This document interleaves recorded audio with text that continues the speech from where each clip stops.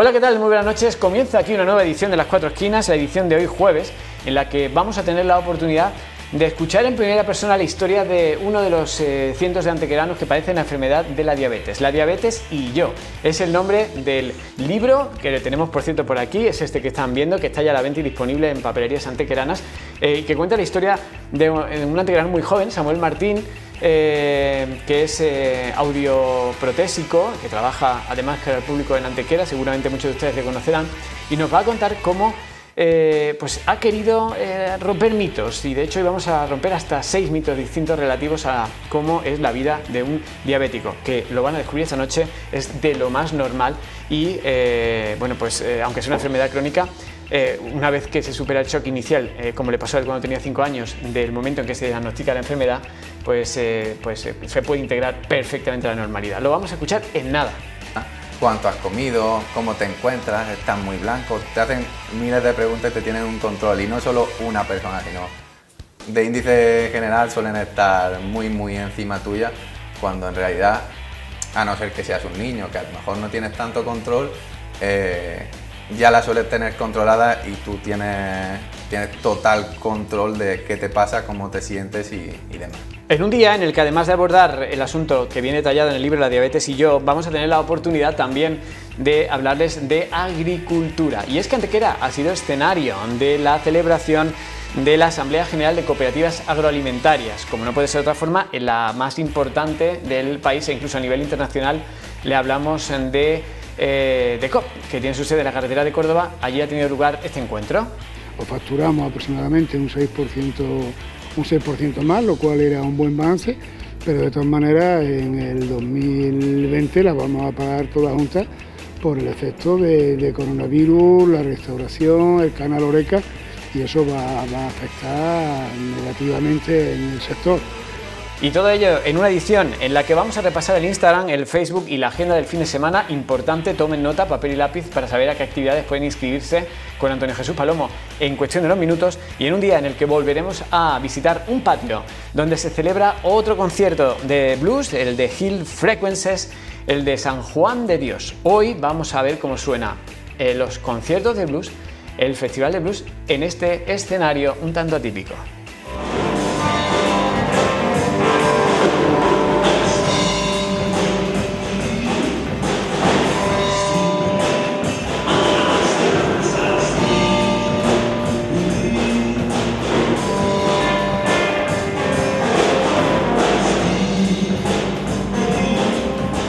En un día en el que volveremos a cerrar con música, con el buen hacer de la interpretación de copla de María José Vegas, que nos llega desde Puerto del Barco, donde un día espontáneamente fue descubierta en una excursión escolar y que ahora agasaja a todas las personas que asisten a sus conciertos de esta forma.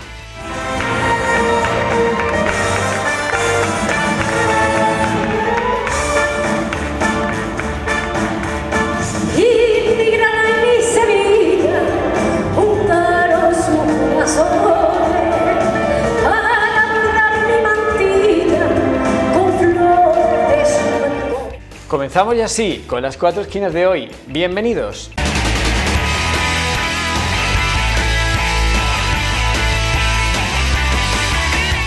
Y lo primero que hacemos en las cuatro esquinas es irnos ya hasta el gigantesco salón con el que cuenta la sede central del Grupo Librero de COP, allá pues el mejor sitio donde se puede celebrar la Asamblea General de Cooperativas Agroalimentarias, donde bueno, pues se debatieron asuntos como estos.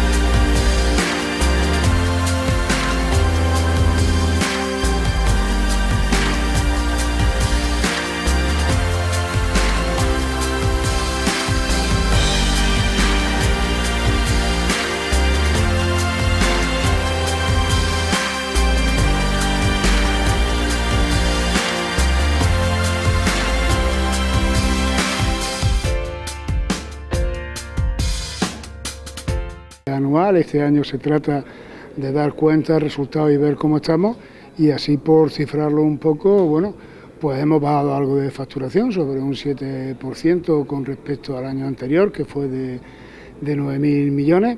El balance es positivo. Esto se ha debido sobre todo al problema del aceite de oliva, la bajada impresionante de precios durante el 2019, al tema de aceitunas, con el tema de los aranceles norteamericanos y todo esto que ha supuesto un verdadero reto para los productores.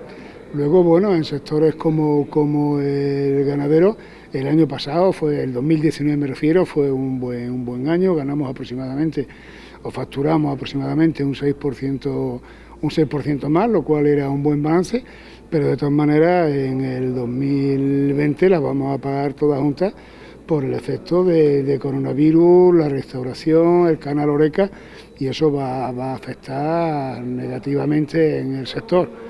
Luego, bueno, pues cooperativas no se ha perdido ninguna, somos 659, 290.000 empleos directos, a base además de los empleos indirectos que tiene el sector, que es un sector que requiere de mucha estructura independientemente de muchos servicios y demás, con lo cual, bueno, pues hemos aguantado el tirón. Luego después, con el tema de la crisis por coronavirus, bueno, pues hemos estado trabajando normalmente, y además de trabajar, luego nos hemos dedicado a limpiar los pueblos, con lo cual es cierto que la sociedad nos ha valorizado.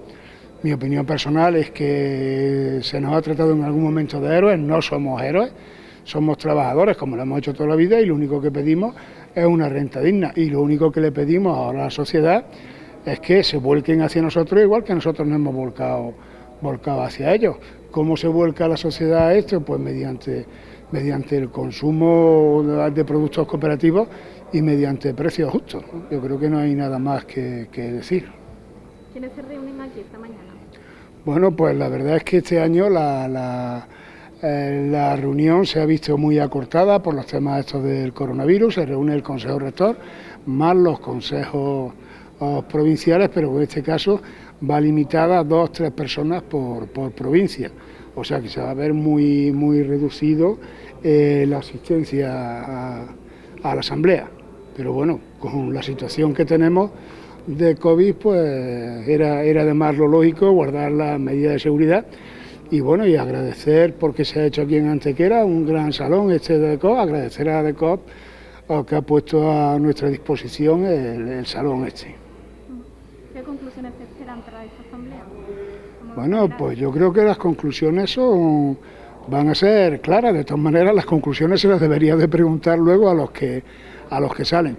Yo creo que sobre el 2019 ha sido, dentro de lo malo del aceite de oliva, un año aceptable. Lo del aceite es imperdonable, pero es imperdonable. Bueno, pues ¿dónde estaba Europa? ¿Dónde estaba el gobierno nacional? ¿Dónde estaban las distintas consejerías para ver lo que ha pasado? Pero ha sido un año que al final se ha salido medio bien, un 7-8% menos de facturación sobre los 9.000 millones de euros, pero bueno, que en cualquier negocio las cooperativas siguen funcionando, y eso es...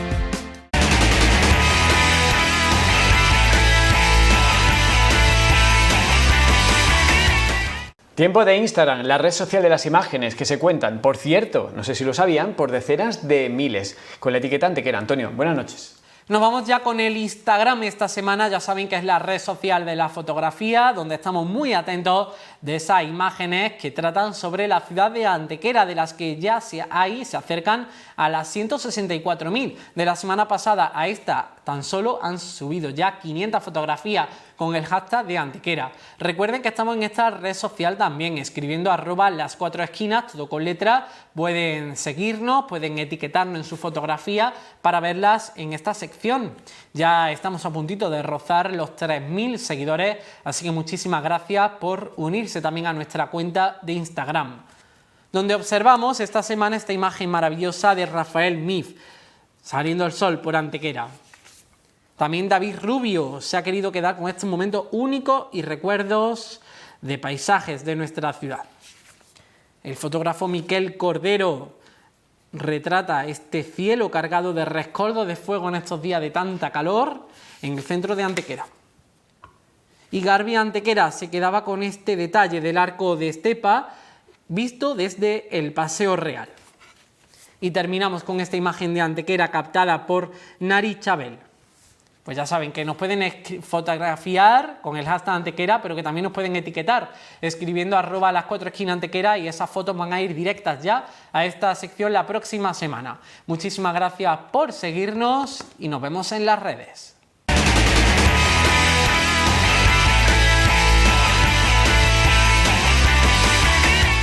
Interesante el tema del que a continuación vamos a hablarles, porque es un tema que afecta a muchísima gente, porcentaje elevado de la población de nuestra comarca, que muchas veces incluso desconocemos que tratamos con alguna persona que lo padece. Les hablamos de la patología de la diabetes, y además interesante porque hoy vamos a afrontarlo desde el punto de vista de una historia en primera persona que nos ha contado en un libro pues una persona muy joven, Samuel Martín, la persona que nos acompaña con apenas 24 años y autor de La diabetes y yo. ¿Qué tal? Bienvenido. Muchas gracias. Bueno, vamos a empezar explicando un poco. Es una realidad, es decir, hay más gente de la que creemos a nuestro alrededor que tiene diabetes, que lleva una vida completamente normal, pero que viven sometidos pues a unas presiones, a unas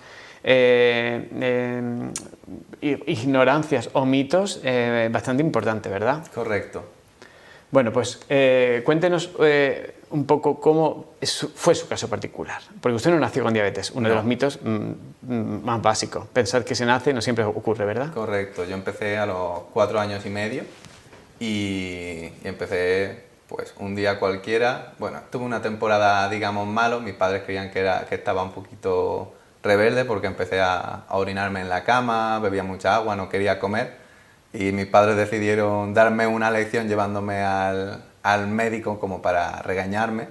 La sorpresa fue que cuando fui al médico pues salí con unos niveles de glucosa muy muy altos y me detectaron diabetes casi al momento. La verdad que en aquel momento para mí no fue duro porque 4 años y medio en realidad no me estaba enterando de qué ocurría. Sabía que me pinchaban por algo, como cuando vas al médico, pero sí es cierto que para mis padres fue bastante duro. Sobre todo, vamos, no quiero decir más para padre que para madre, pero lo pasaron los dos muy muy mal y los comienzos, sobre todo para ellos, fue muy muy duro. Yo no lo noté tanto. ¿Cómo? Entiendo que tiene que ser duro, pero ¿cómo se recibe en el caso de su familia una noticia pues como cualquier otra enfermedad? Es decir, pues su hijo tiene un problema crónico que va a estar acompañándole toda la vida. Entiendo que es complicado, ¿no? Muchas veces. Sí, muy mal. Incluso muchas veces quieres creer que no es, que puede ser cualquier error, y para mis padres pensaban que se había equivocado el médico. Sí, que se podían equivocar, que no era así, que no podía ser, que por qué iba a hacerlo, ¿no? Nada más lejos que así era, y tardaron un tiempecillo en poder afrontarlo y asumirlo bien. Bueno, pues como seguro que hay muchos padres que han recibido esa información, desafortunadamente, otras personas ya en edad adulta que han podido contraerla, vamos a hablar un poquito de la diabetes a efectos teóricos. ¿Qué es y cómo afecta a la persona? Pues mira, a efectos teóricos, la diabetes es que el páncreas deja de segregar insulina, ¿vale? Hay diferentes tipos de diabetes, y el principal, que es el tipo 1, pues hace que el páncreas cada vez segregue menos insulina, hasta que prácticamente apenas la segrega. ¿Qué ocurre? Pues que te tienes que inyectar insulina para poder... De forma artificial, digamos. Sí, de forma artificial, por supuesto, para poder comer y tenerla controlada. Sin esta insulina, pues no podrías comer y podrías llegar incluso a morir si no lo tienes controlado.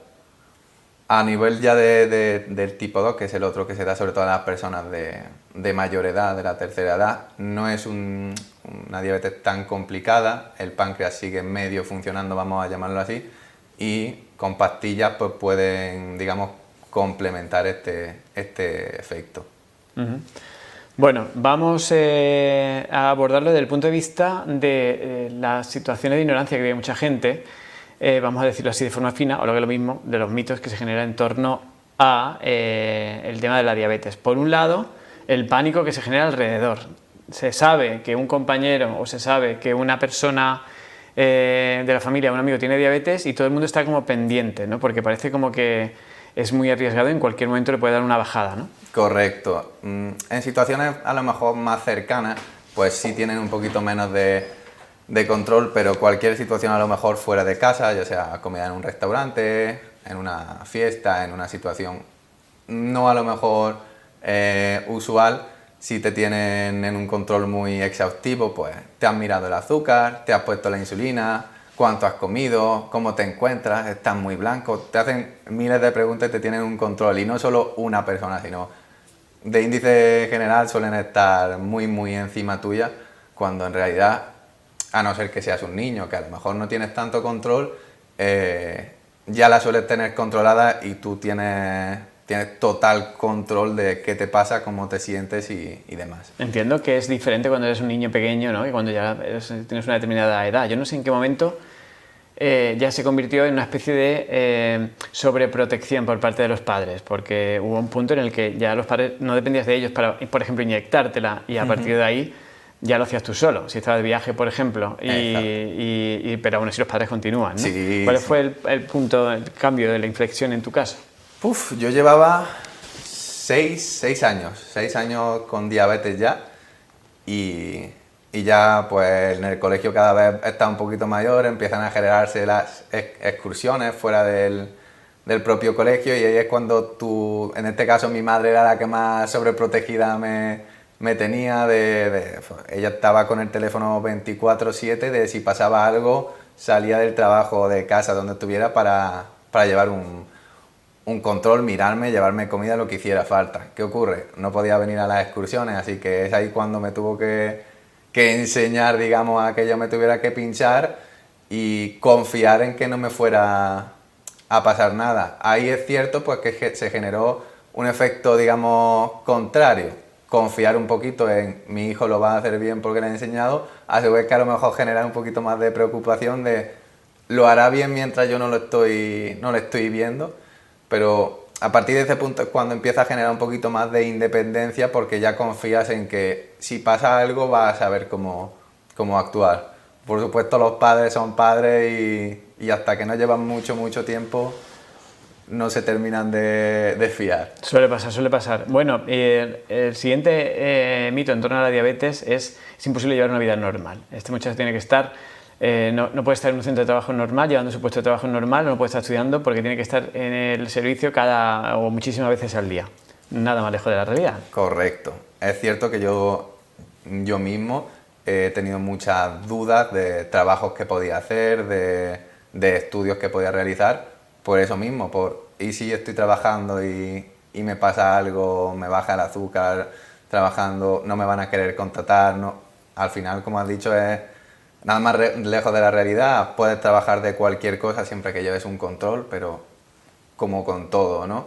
Entonces, es cierto que tienes que tenerla bien controlada, bien conocida esta enfermedad, pero yo que he trabajado en el campo, he trabajado en bares, he trabajado en un montón de sitios antes de estar donde estoy, he podido trabajar sin ningún problema. Por supuesto, mis cosas para controlarme la glucemia y los zumos o cosas que necesitara. Por si llega el bajón en un momento dado. Correcto, ¿vale? Pero no hay ningún trabajo que yo haya visto que haya tenido problemas. Sí es cierto que pues, por normativa o por legalidad hay ciertos trabajos donde no puedes trabajar ¿vale? A lo mejor en una cara al público sé que hay algunos trabajos para el Estado donde tienes que tener muy buena forma física, estar bien 24/7 y a lo mejor esos son, pongo ejemplo de bomberos, ¿vale? Si te da una bajada en mitad de un rescate, pues ahí lo tienes muy chungo. Entonces sí es cierto trabajo que a lo mejor tiene un poquito más de impedimentos, pero hoy por hoy está todo muy controlado y pues puedes trabajar casi de cualquier cosa. Pánico, decíamos antes, y pánico especialmente por la noche. Dios mío, ahora si le toca de pincharse pero está durmiendo o si le da un bajón y no se entera. Eso la verdad que tiene mucha historia y sobre todo diría que a más del 60-70% de gente con diabetes que conozco e incluso no conocidos que he hablado con ellos, los padres no duermen, incluso hacen mediciones de glucosa y de azúcar a sus hijos cuando están durmiendo por miedo de que si le da una bajada y no me di cuenta, no lo cuenta. Y es cierto que eso ocurre en bajada. Por suerte la mayoría de personas diabéticas lo notan cuando están durmiendo, se despiertan, están a lo mejor un poco temblorosos. Y si no, pues los que duermen cercanos pueden notarlo en cualquier momento porque se nota fácilmente, pero no hay tanto problema. Sobre todo los primeros años sí es verdad que lo pasan muy mal por miedo, pero pienso que es como todo, que el desconocimiento es lo que te causa el miedo y una vez que ves que no es tanto, pues genera normalidad. Yo después de 20 años aún me sigo levantando a muchas noches con una bajada de azúcar y no pasa absolutamente nada.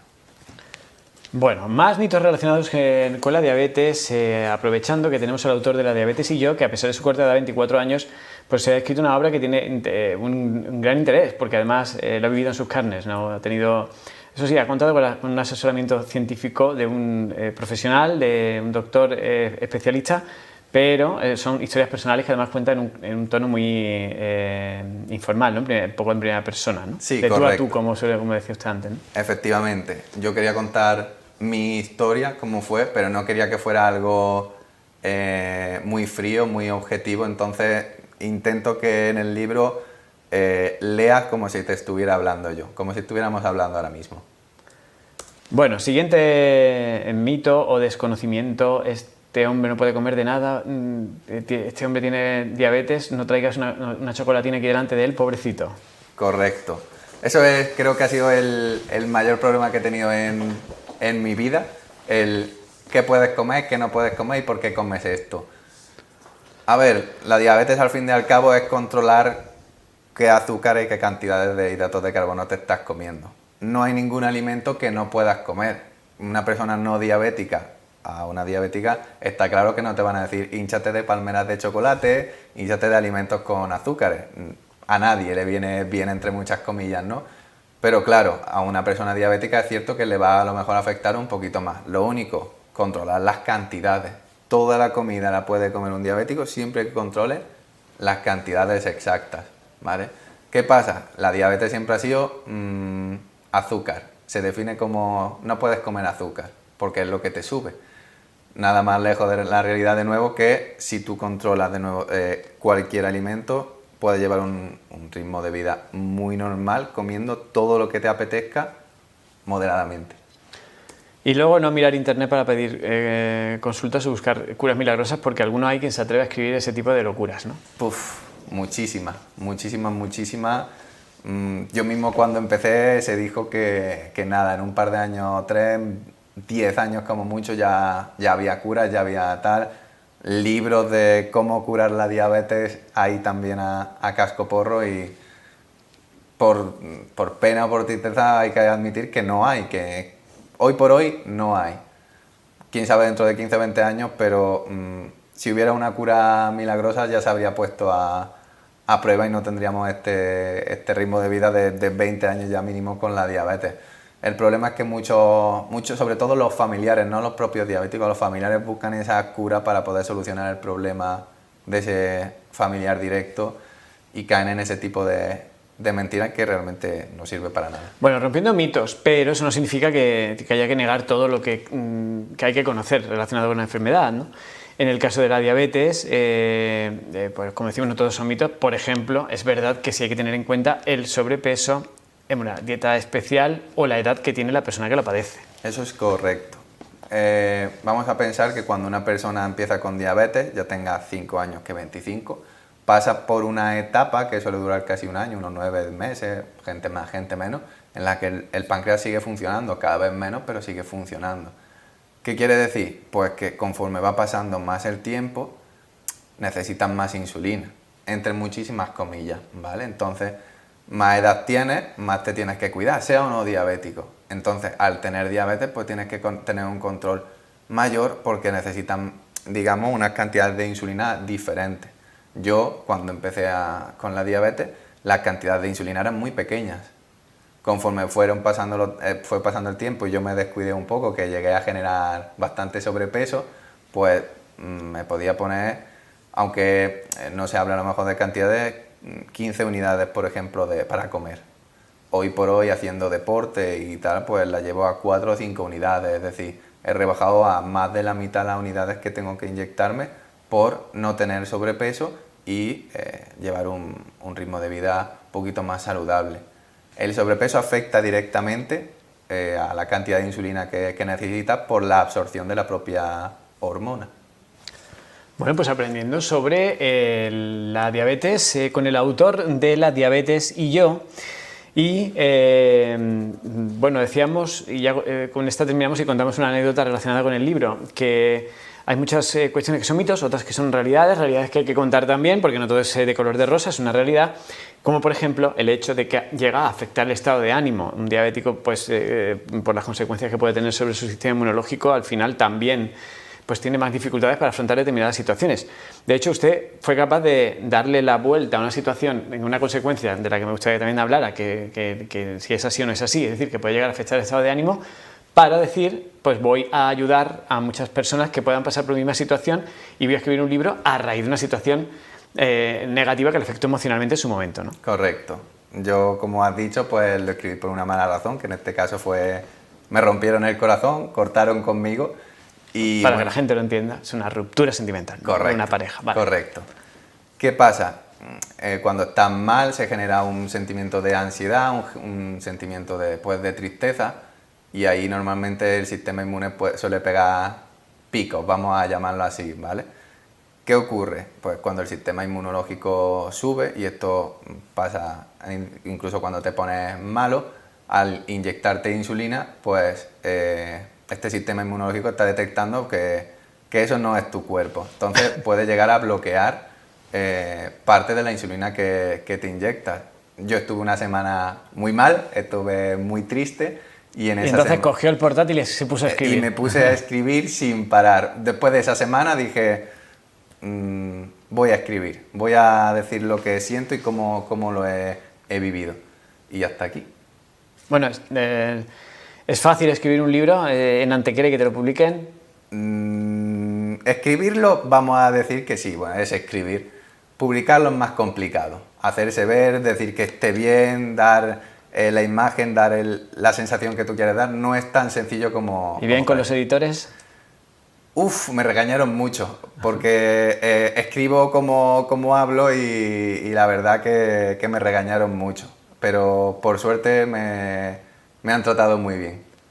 Bueno, ya saben que contamos con una editorial en Antequera que es Innovación y Cualificación ICE Editorial, donde se hacen pues, muchas producciones a demanda de libros de autoescritores que se lo escriben ellos mismos y se puede sacar pues, a demanda, es decir, un número de copias determinado.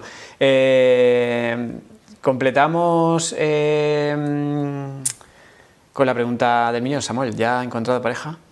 Sí, ahora mismo tengo pareja. Bueno, ya has superado la ruptura que hizo escribir este libro, así que enhorabuena por haberlo superado, enhorabuena por el libro y que tenga mucha suerte. Y espero que también ayude a muchísima gente que tenga suerte, aunque padezcan esta enfermedad. Muchísimas gracias. Y nosotros seguimos con más cosas aquí en Las Cuatro Esquinas, no se vayan.